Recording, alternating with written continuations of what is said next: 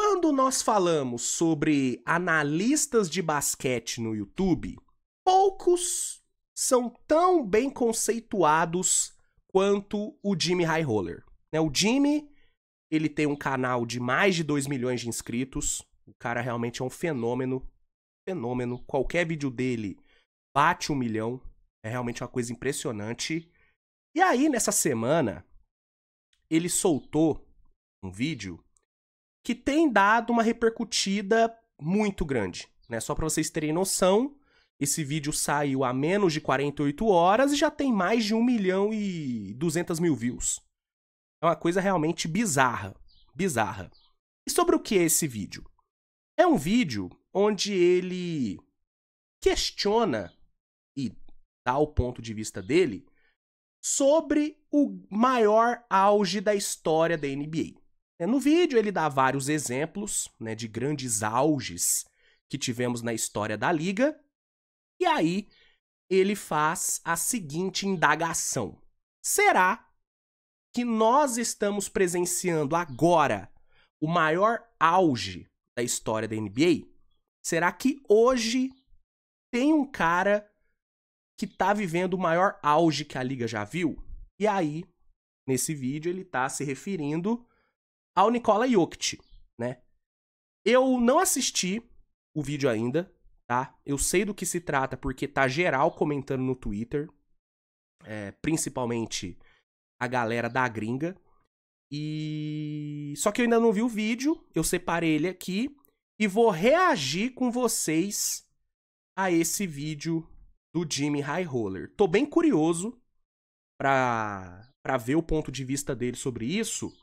E tô bem curioso pra ver como que ele vai defender o ponto dele. Porque uma das características do Jimmy é embasar as suas opiniões com muitos números, com muitos gráficos. Ele é muito conhecido pelos gráficos, né? Então eu tô bem curioso pra ver como que ele vai defender essa ideia de que o Jokic tenha talvez o maior auge, o maior pico da história da NBA. Então, bora aqui reagir a esse vídeo. Antes só peço para que você deixe seu like, que é muito importante, se inscreva no canal se não for inscrito. E é isso. Bora aqui reagir que eu tô realmente bem ansioso para ver esse vídeo. Vai. What does the best version of the best basketball player we've ever seen look like? Many fans would point out Michael Jordan from 1988 to 1991 as the absolute best version of a player they've ever seen. LeBron from 2010 to 2013 might also be the best version of any player in the game's history. But there have been a lot of great players who have had a lot of incredible seasons. 2000 Shaq, 2016 Curry. Maybe your choice is MVP and Defensive Player of the Year Hakeem in 94, or Pô, não vai falar do Harden 2018? Que isso. Harden 2018 merece pelo menos uma menção honrosa. Que isso. 03 Duncan, or maybe Bird in 86. But maybe a better way to visualize this question is this: a chart of the 100 greatest 3-year peaks in modern NBA history, with box plus minus on the y-axis and win shares per 48 on the x-axis. Aí, ó, os famosos gráficos do Jimmy High Roller. The further up a player is, the more productive and efficient their peak was. The further right, the larger their impact was on their team's winning. And even towards the bottom of this chart, you'll find some great names like Ray Allen at 78, DeMarcus Cousins at 66. Caralho, o DeMarcus Cousins. Realmente o auge do DeMarcus Cousins foi uma coisa impressionante, né? Quem viveu o auge do DeMarcus sabe do que eu tô falando. O cara era muito dominante, né, mano? Infelizmente, as lesões ferraram muito com a carreira dele. Nossa, mas ele era muito bizarro. Muito bizarro. Keep going up and you'll find perennial all-stars and franchise players like Jason Tatum, who is currently in the 46th highest peak over the last 40-plus seasons. Paul George just above him, and Vince Carter at 40. Now, this isn't some perfect method to measure players. Most advanced metrics tend... É uma análise fria, né? Eu particularmente, e aí é a forma como eu analiso, tá? Eu não gosto de basear as minhas opiniões somente em números, tá? Eu acho que os números são muito importantes, eu dou muito valor pros números, mas eu acho que a percepção, o seu feeling mesmo, ele tem também o seu valor, né? Então, assim, vai falar do maior auge da história da NBA. Eu acho que não tem como falar sobre o maior auge da história da NBA e cravar qual que foi o maior auge da história, baseando a análise só em números, né? Pegando aí estatísticas, fazendo um cálculo e ponto. Tá aí, ó, esse é o maior auge. Não, eu acho que tem também que analisar o contexto, tem que analisar Pô, eu pelo menos levo muito em consideração a magia do cara, né? Qual que era a sensação de assistir esse cara no auge. Eu acho que muita coisa entra em questão quando se fala sobre isso, né? Mas os números têm muito valor. Eu só não gosto de basear minhas análises 100% em números. Vocês sabem, né? Quem acompanha meu trabalho sabe. Eu uso os números como um complemento da minha opinião, né? Eu uso ele para complementar a minha opinião. Não é a base. A base da minha opinião não são os números. Mas cada um enxerga de uma forma. Tem gente que é pragmática. Não, se os números dizem isso é porque é verdade. Enfim. Mas eu dou valor pros números, tá? Eu dou valor pros números. Só não acho que eles são absolutos. Na minha opinião, né? Tend to undervalue defense and overvalue offense, but overall this gives us a great picture of how impactful players were at the peak of their powers relative to the rest of the league. And at this point, we reach all-time great peaks. The guys who can carry an entire team. Luka at 15, Magic Johnson at 11, Stephen Durant at 7 and 6. Ó o homem aqui, ó. Ó o homem aqui, ó. Respeitar. Pô, os grandes defensores de James Harden, dos grandes defensores. James Harden and his best 3-season stretch just ahead of them. Giannis with the 4th highest individual peak. And head and shoulders above everyone else with almost identical peak numbers are Michael Jordan and LeBron James. Que isso? Número idêntico, cara. Tá maluco. Que isso? Aí sim, hein? Aí sim, aí né, pras LeBronzettes e pras Jordanzettes, isso aqui é um prato cheio de discussão, hein? Nossa senhora, os dois empatados? Como assim? Não tem como o LeBron tá empatado com o Jordan. É impossível. A galera já fica maluca. Clearly the 2 best peaks we've ever seen. Until Nikola Jokic showed up and completely blew the lid off. Desculpa, tava falando mutado. Agora que eu vi que minha câmera tava na frente. Deixa eu mudar pra cá. Ó. E aí, pra quem não viu... E ó. Ó. Pra quem não viu, Jordan e LeBron estão empatados aqui nesse gráfico do que ele fez. Jordan and LeBron James. Clearly the 2 best peaks we've ever seen. Until Nikola Jokic showed up. E o Jokic tá na frente dos dois. E assim, uma vantagem relevante, né? 1.2 de vantagem aqui. É isso, hein? É isso, hein? A galera já tá ficando maluca. And completely blew the lid off of just how valuable one player can be to his team. Is Nikola Jokic the best version of any basketball player ever?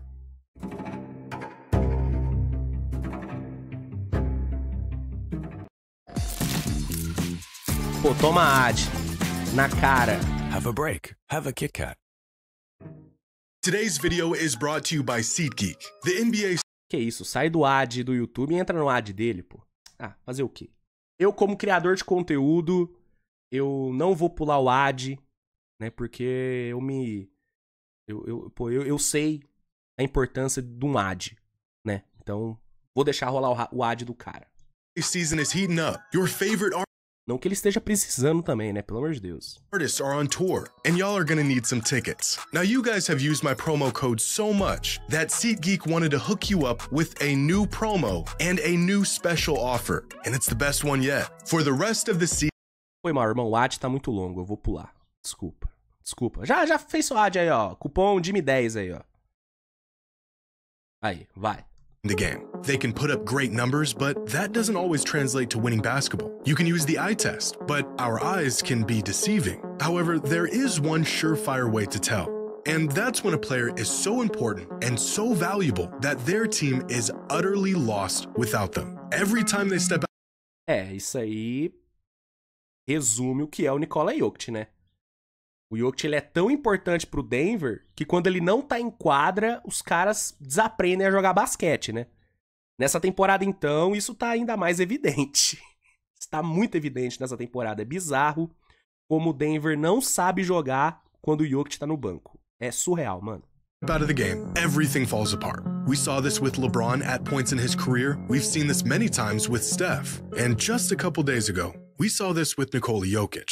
In their recent matchup against the Warriors, Jokic started the game, and the Nuggets got out to a 6-point lead before he checked out for the first time with 1:32 left in the first quarter. Now pay attention to the score and the time left on the clock. By the time Jokic re-entered the game, 5 minutes later, the Nuggets were down 5 points.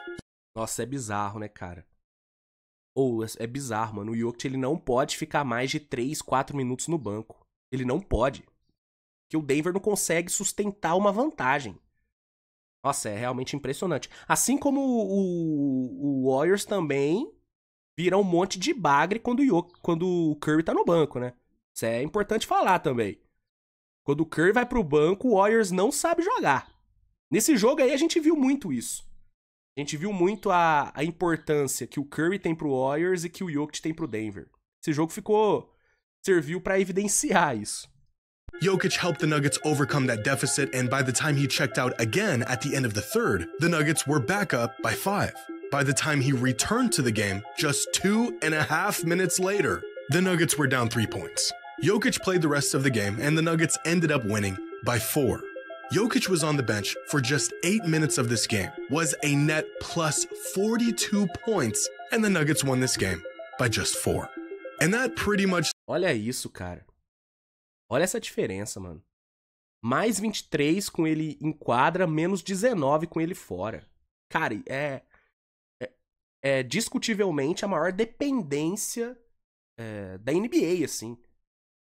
O Denver, talvez... Eu acho assim, eu coloco Denver, Phoenix e Warriors como os times mais dependentes das suas superestrelas. Né? O Denver talvez seja o mais dependente, porque realmente existe um abismo de diferença do time com e sem o Jokic. Mas o Phoenix, por exemplo, sem o Durant, não sabe jogar também. Não consegue vencer um jogo. E o Warriors sem o Curry também é uma diferença abismal, né? Então, Denver, Warriors e Phoenix talvez sejam os mais dependentes das suas estrelas. Talvez. Óbvio que todo mundo é dependente da sua estrela, né? Óbvio que todo time é melhor quando tem sua estrela em quadra. Mas esses três são extremamente dependentes. Diferente, por exemplo, do Celtics. Celtics jogou ontem sem o Tatum, passou o carro no Pistons. Né? Então, enfim. Essa diferença é surreal, cara. Olha isso aqui, mano. Tá maluco. Sums up how important Nikola Jokic is on a basketball court. Pair the impact he makes on his team's success with stat lines that make you question everything you've ever known about basketball. And you have yourself a player who is beginning to enter conversations that some fans aren't quite ready to have. Are we witnessing the highest peak in the history of the NBA? Some people think so. We're now going on 5 seasons of this guy being the best player on the planet. And despite 3 MVPs in 4 seasons, the man has somehow found a way to take his game to even another level. Is there still a gap between Jokic and the highest peaks in basketball history? Or is this version of Jokic peaking higher than any player we have ever seen before? Well, there's a pile of evidence that suggests he is. So far this season, when Jokic is on the floor, the Nuggets score 31 more points per 100 possessions, which means Jokic is single-handedly the difference between the Nuggets being one of the best offenses in NBA history and one of the worst. Nossa, mano, olha isso aqui, cara. Esse número é impressionante, mano. Nossa, cara, olha isso aqui. Com ele, por 100 posses, né, o Denver tem 123.7, né? Isso aqui é rating ofensivo? Ah, não, é pontos, né? Desculpa, eu burro pra caralho. Pontos por 100 posses, 123.7 com o Jokic em quadra, 92.7 sem ele. Nossa, cara, é muita diferença. É muita diferença. But the absence of any great offensive player will wreak havoc on a team. It should be expected that a system will struggle when you take out their most valuable and important player. From 2015 to 2017, the 3-year offensive peak of Steph Curry's career, the Warriors scored 15 more points per 100 possessions when he was on the court versus when he wasn't. And Steph's offensive value throughout this 3-year stretch had become the gold standard in the modern NBA. According to Cleaning the Glass, which has a database that dates back to 2004, no other player over the last 21 seasons has been able to match Steph's offensive impact. LeBron came relatively close from 2008 to 2010, elevating the Cavs' offense by 13.5 points per 100 possessions. Peak Chris Paul and Steve Nash were the catalyst to 2 incredible offenses. But even amongst offensive juggernauts, Steph was in a league of his own. Until Jokic hit his peak, where he has been the most impactful offensive player over the last 2 decades, and it's not even remotely close. Over the last 3 seasons, the Nuggets scored 23.3 more points per 100 possessions when Jokic is on the court. Cara, que isso, mano. Realmente, mano, é aquilo, né? Os números...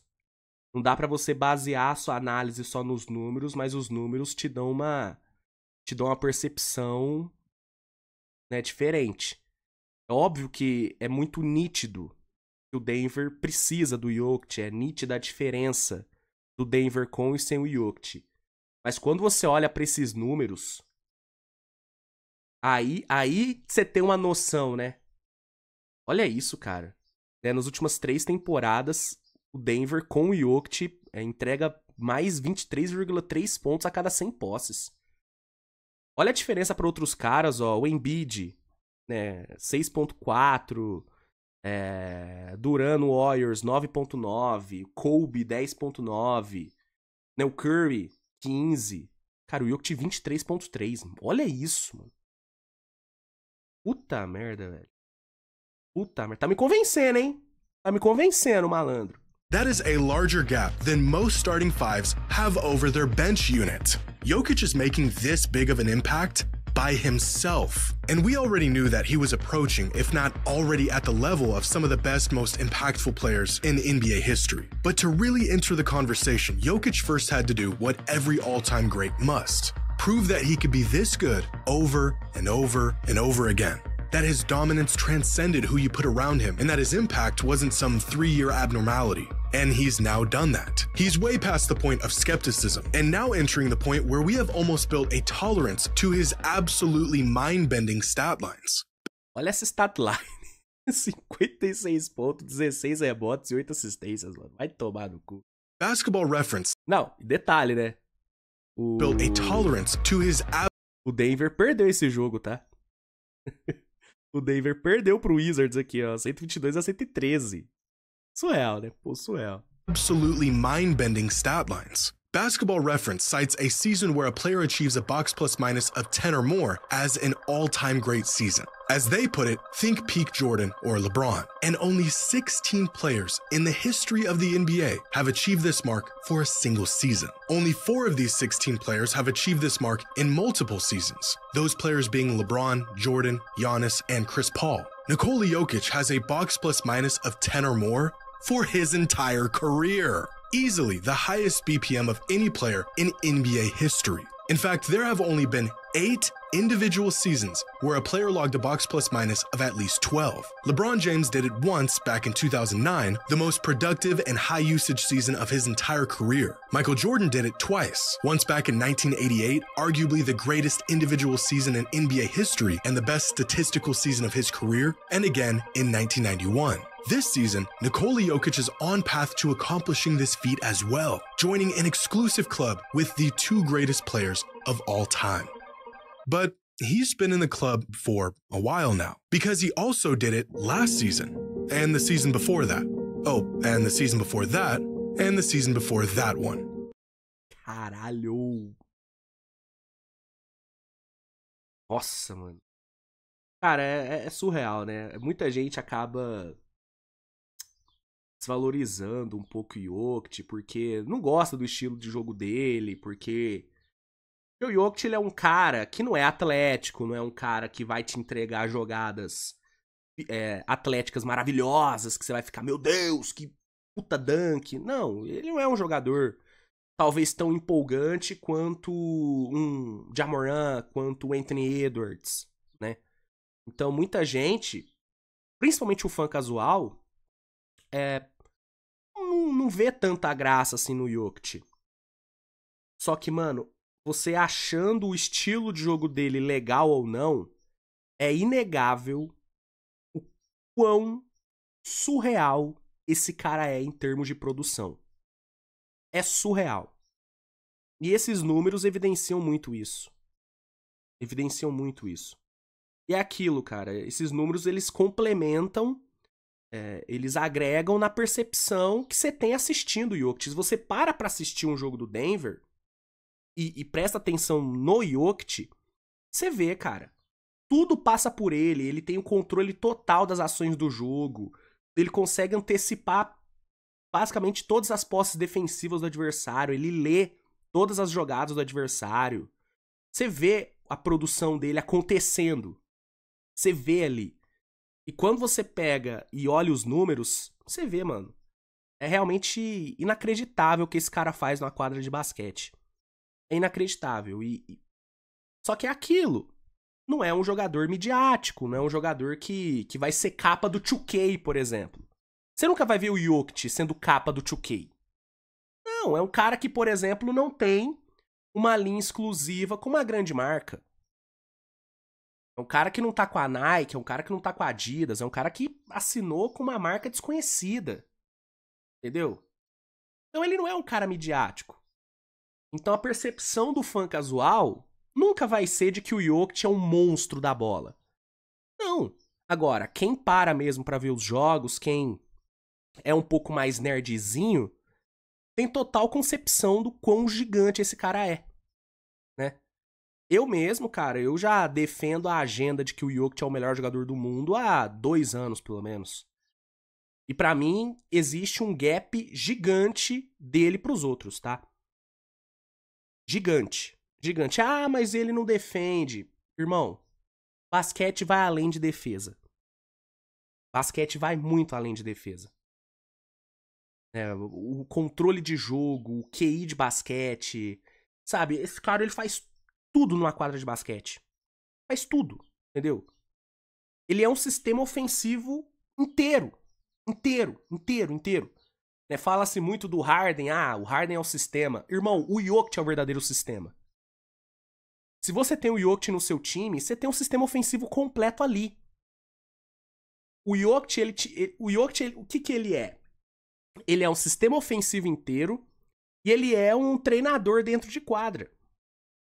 Entendeu? Então, o cara, ele é inacreditável, mano. E esses números são bizarros. Olha isso. Puta que pariu. 5 straight seasons of basketball, equal or better than the very best seasons of LeBron and Jordan.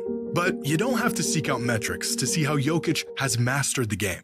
Every single time he steps on the court, it is clear that he is just simply better than everyone else. From the top of the key all the way to the rim, there isn't anywhere on the court where Jokic can't pick apart a team. Near the rim, Jokic is virtually automatic. He's got the size and strength to abuse even the best big men in the league. Because as everyone was tailoring their game to spacing and athleticism and speed, Jokic has gone the other direction. The size of a true big with footwork and touch around the rim that most defenders in the NBA today have no idea what to do with. For most big, punishing centers, this is the extent of their expertise. A game built to dominate around the rim. And there's 2 counters for players like this. Try to push their game away from the rim, or collapse and force them to make a play. 2 counters that have been relatively effective since the beginning of time. Except Jokic will feast on both of these options. As the best playmaker in the league, collapsing or sending multiple defenders at Jokic doesn't work. He'll find the open man and make you pay with a 3-ball. The man is sick. If anything, this is probably his preference. Send help. We wanted the 3 anyways. So as of late, teams have tried option number 2, force his game away from the rim. And this has worked in the past. As we saw in last year's playoffs, teams forced Jokic to shoot the outside shot, and he struggled quite a bit. 26% on 4 threes a game in the postseason.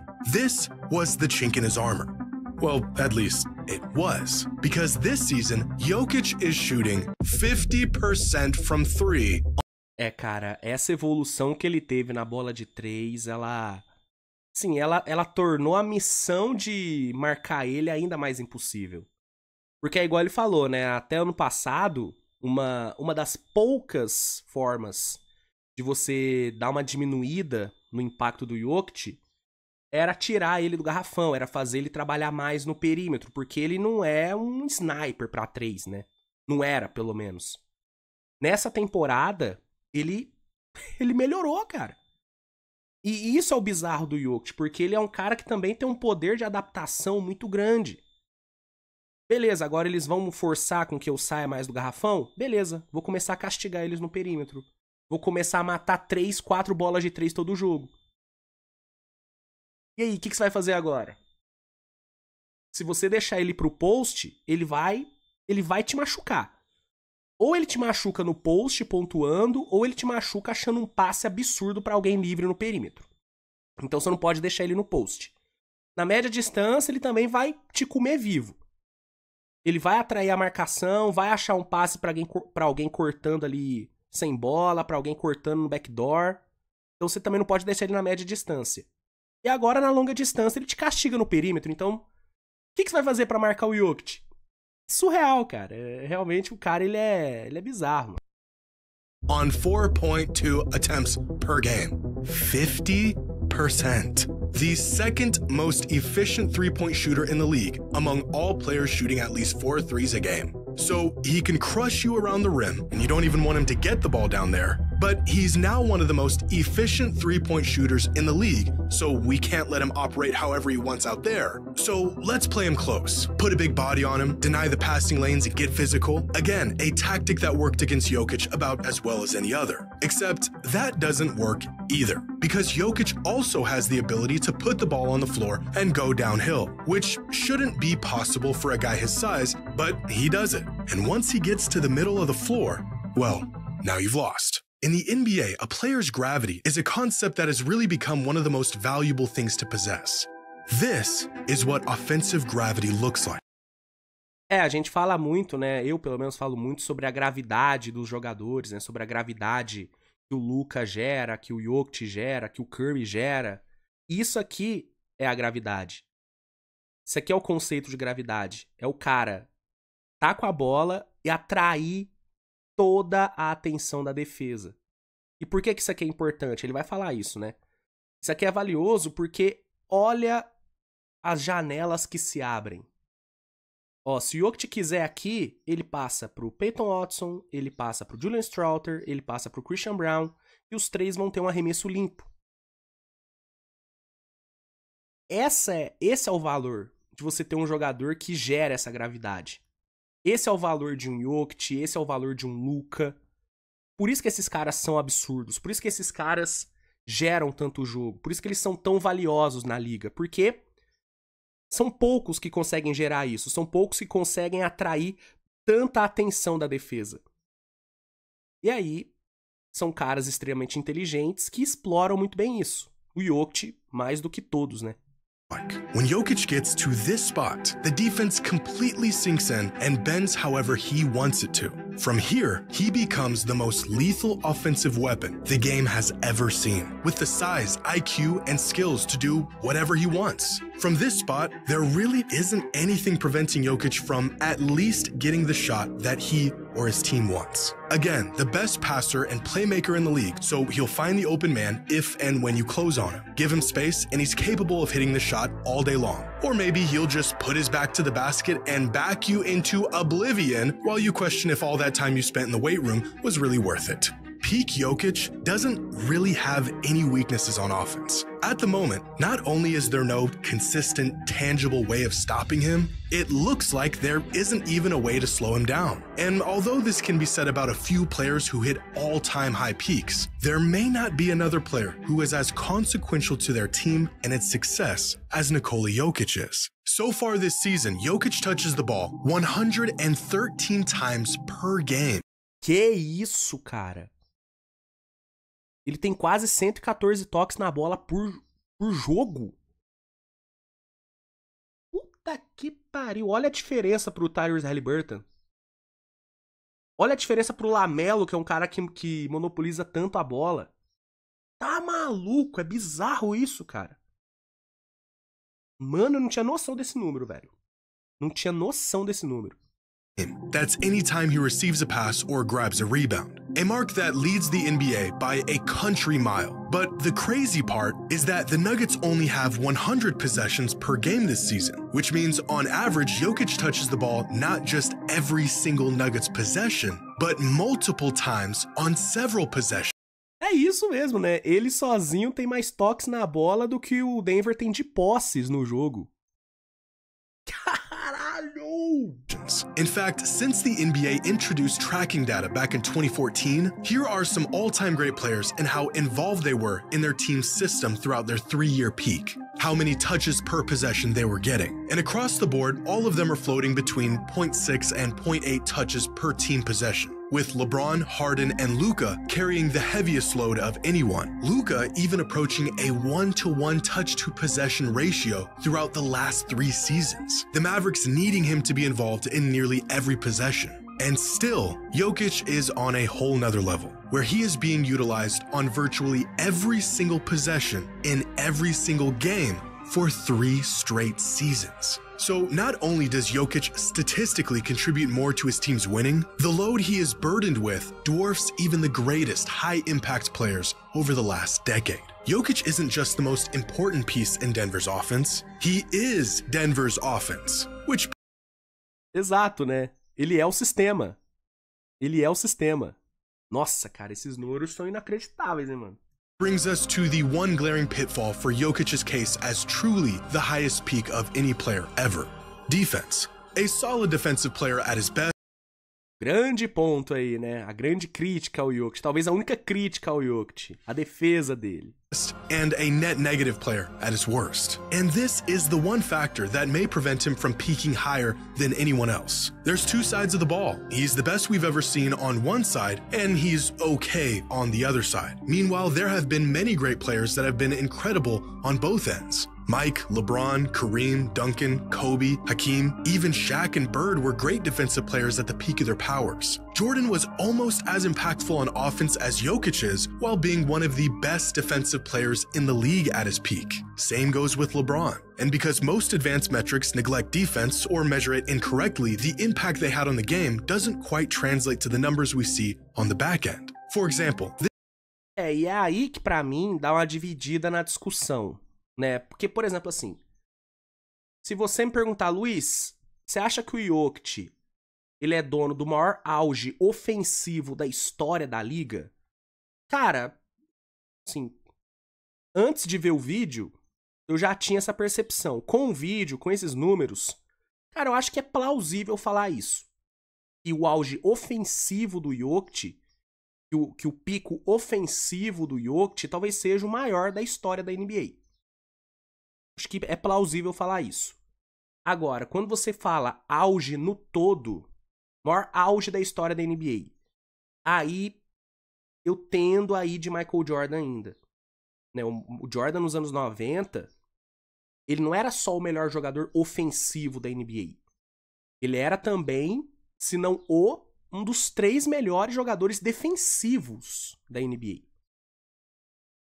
E aí, essa dominância dos 2 lados da quadra e também o poder de decisão e tudo, eu acho que isso faz do Jordan o dono do maior auge geral da liga. Agora, o maior auge ofensivo, acho que dá pra dizer que é o Jokic. Olha o impacto que esse cara tem. Entendeu? É uma coisa inacreditável. Só que o Jokic, e nem eu sendo um dos maiores defensores do Jokic, posso discordar disso. Ele é um defensor ok. Não acho ele ruim, eu acho que ele já foi bem pior. Acho que ele evoluiu na parte defensiva nos últimos 5, 6 anos. Mas ele... Nos últimos 5, 6 anos acho que é exagero, né? Nos últimos 3 anos, vai. Nos últimos 3 anos ele evoluiu. Mas ele segue sendo um cara no máximo ok.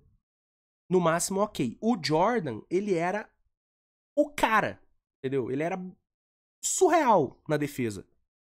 Então acho que é aí que divide a discussão. Existe o maior auge ofensivo da NBA, que talvez seja o Jokic, e o maior auge geral. E aí pra mim é o Jordan. Na minha opinião. This season, even the best all-in-one metric, estimated plus-minus, has Jokic in the 92nd percentile on defense, with an EPM of plus 1.4, ahead of players like Drew Holiday and Jason Tatum. This same metric has peak DPOY candidate. É aí que pra mim os números podem enganar um pouco também. Porque se você pega pra assistir os jogos, cara, assim, acho que não dá nem pra comparar o impacto defensivo que um Holiday, que um Tatum tem em relação ao Jokic. Assim, mas em tal estatística o Jokic tá na frente. Tá, mas aí você tem que ver o jogo. Aí é onde você sai dos números, onde você fecha a planilha e vai assistir o jogo. Entendeu? Você assiste o jogo, você sabe, cara. Pô, o Holiday é muito mais impactante na defesa do que o Jokic. O Tatum é muito mais impactante na defesa do que o Jokic. Entendeu? Aí é onde os números, pra mim, já não são exatos, né? Já não revela tudo o que tá acontecendo de fato em quadra. Os números ofensivos aí de toques na bola, de pontos com e sem ele em quadra, são números que complementam o que você tá vendo em quadra. Você realmente vê isso em quadra. Agora, falar que, por conta de tal estatística, o Jokic tá tão bem defendendo como o Holiday e Tatum. Não tá. Não tá. Então é aí, pra mim, onde tem uma discrepância entre o que o número diz e o que a quadra diz. LeBron at a defensive EPM of just plus 1.2, which is worse defensively than Jokic this season. And it doesn't take an analyst to know Jokic and 2013 LeBron are worlds apart on the defensive end. Where Jokic gets the benefit from virtually every metric we look at, some other players may not. And I don't know if unprecedented offensive mastery is enough to overcome the fact that Jokic is considerably worse on defense than others are. At least, I don't think so. But when I actually watch Jokic play, it's not the metrics, but my eyes that tell me he's influencing and impacting the game just as much as anyone I've ever seen. It feels a bit weird to put Jokic in the same conversation with a peak Jordan or a peak LeBron, two players who have essentially been levitating above everyone else. As valuable as Jokic is, I witnessed a man carry second-rate teams to the finals over and over and over. And contending with the greatest player of all time is a task that no one has ever been able to pull off. But everything, from the metrics to the eye test, says he is truly that caliber of player right now. The man has been the best player in the world for half a decade. So ask yourself, how many players in NBA history have been the best player for more than 2, maybe 3 years at a time? There has been a lot of guys who've worn the crown, but how many held on to it for extended periods? The list isn't very long. Kareem, Bird, Magic, Jordan, Shaq, Duncan, LeBron, maybe 6 or 7 players in the league's history? Well, whatever list you came up with, Jokic is now on it. And he isn't just the best player on the planet today. Isso é um fato. Poucos jogadores se mantiveram como o melhor jogador da liga por tanto tempo quanto o Jokic. O Jokic é, há uns 5 anos, o melhor jogador da NBA. São 3 MVPs, meu amigo. Quando ele não ganhou MVP, ele ganhou MVP das finais. E poucos caras conseguiram isso. Esse é um ponto muito importante. E é o que, pra mim, coloca o Jokic em discussões mais elevadas. Eu já falei aqui, cara.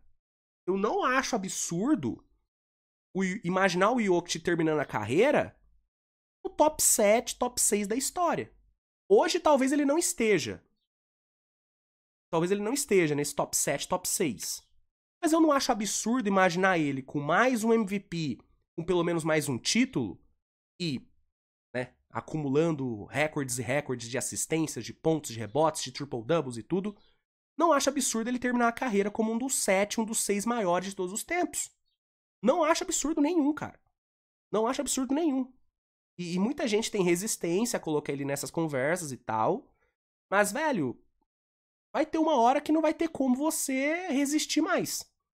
Você vai ter que só aceitar o fato de que ele é, sim, um dos maiores que o mundo do basquete já viu. Né? Tem como. He is one of the best versions of any player ever. Muito bom vídeo, hein? Muito bom vídeo. Agora eu entendo por que esse vídeo tá sendo tão hypado. Muito bom. Muito bom mesmo.